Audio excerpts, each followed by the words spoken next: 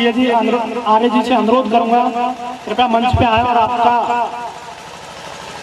जो संबोधन है वो सभी को उत्साहित करता है समाज में अग्रिम भूमिका निभाने के लिए। दीदी डॉक्टर अर्चना प्रिया आर जी। बोलिए भारत माता की जय, भारत माता की जय, भारत माता की जय, वंदे मातरम, वंदे मातरम, वंदे मातरम। बहुत ही आदर और सम्मान के योग यहाँ पर उपस्थित हमारे अधिकारीगण, सभी हमारे बीएसएफ के जवान, पुलवामा में जो हमारे वीर शहीद हो गए हैं उनकी पूजनीय मेरी बहनें, उनकी पत्नियां, इस कार्यक्रम का लगातार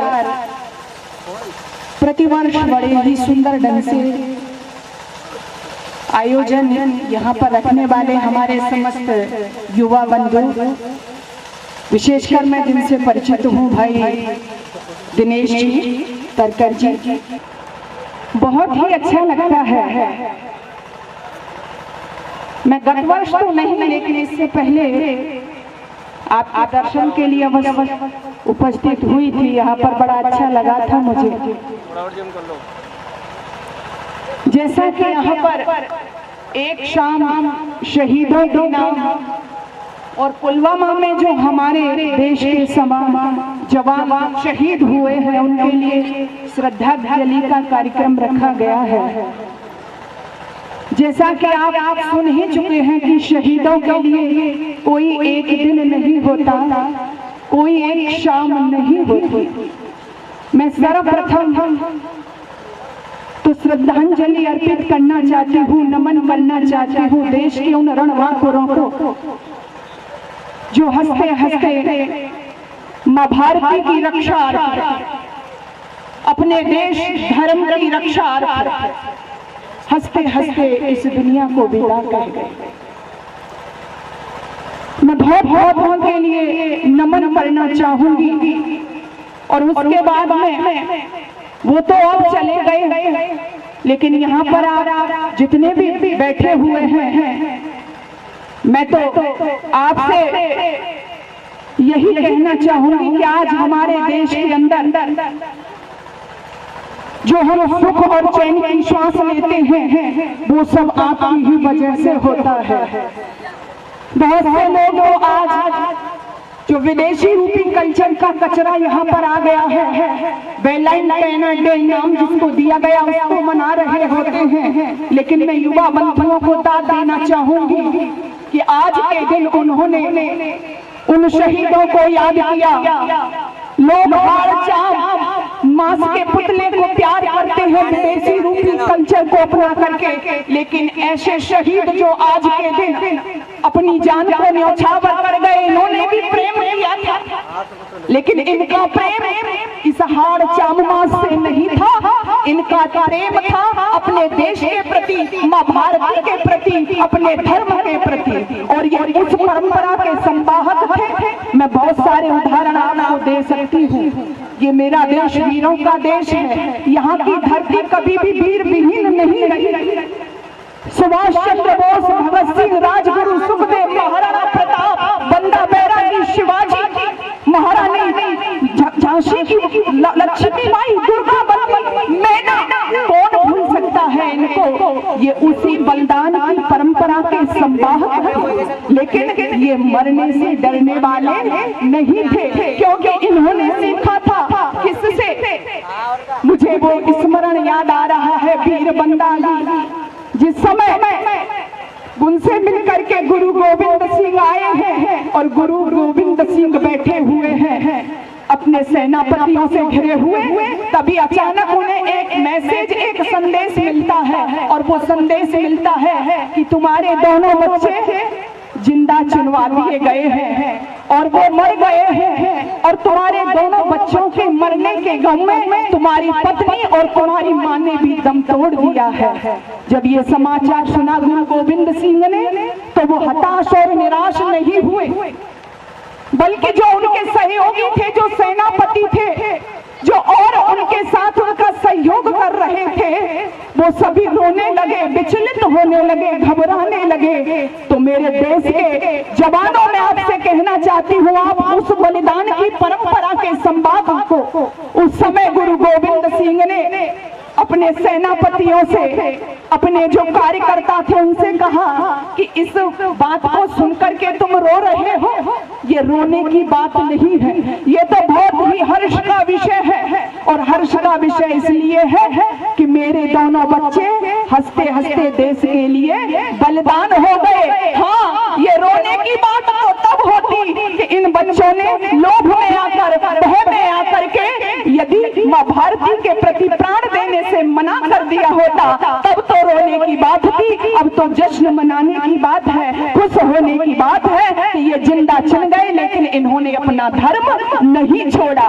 तो हम तो उस बलिदान की परंपरा के संवाहक हैं। मैं कहती हूँ, लोग ध्यान लगाते हैं, समाधियां लगाते हैं, लेकिन ध्यान लगाना सीखना है आपसे तो सीखिए उस जवान से जो जैसलमेर और बॉर्डर की सीमा पर बैठा हुआ भयंकर गर्मी में आंख गड़ाए रहता है दुश्मन की सीमा पर, कि दूसरे देश का कोई दुश्मन मेरे देश की सीमा में प्रवेश ना कर जाए। इनसे सीखो ध्यान क्या होता है। मरने से ये डरते नहीं है और डरना भी नहीं चाहिए। क्यों?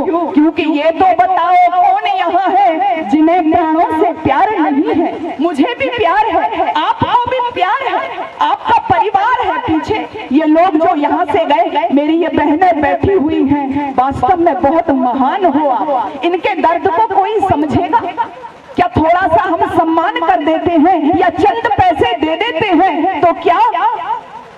जिन्होंने बलिदान दिया है उसका हम मूल्य चुका देते हैं। समय अल्प है, मैं उधर नहीं जाना चाहती। बहुत से लोगों ने जब तंज कसा था कि क्या हुआ, बलिदान दे गए तो हम इनको बहुत सारा पैसा भी तो देते हैं। जिस देश में बलिदान का मूल्य पैसे से चुकाया जाए तब आप समझ सकते हो, लेकिन नहीं, वो मेरा देश नहीं है। मैं वहीं लौट लौट के आना चाहती हूँ। अरे ये तो बताओ कौन यहाँ है जिसे प्राणों से प्यार नहीं है। पर मित्र यहाँ पर सुनो, शुरू से जुड़ा सभी संहार यही है। मृत्यु क्या है? वस्त्र बदलना, कुछ पल का विश्राम साथियों। मृत्यु क्या है? वस्त्र बदलना, कुछ पल का विश्राम साथियों। जिसे मरने से डर है उसे जीने का अधिकार नहीं है। मरने से डरने वालों को जीने का अधिकार नहीं है। इसलिए प्राणों का मोह सभी को है, लेकिन जब बात धर्म की आती है, जब बात संस्कृति की आती है, तो मेरे देश के जवान हंसते हंसते अपने प्राणों को न्यौछावर कर जाते हैं। इसी परंपरा के संवाहक थे। अटैक हमारे देश पर बहुत हुए, पुलवामा में हुआ, उरी में हुआ, कारगिल में हुआ,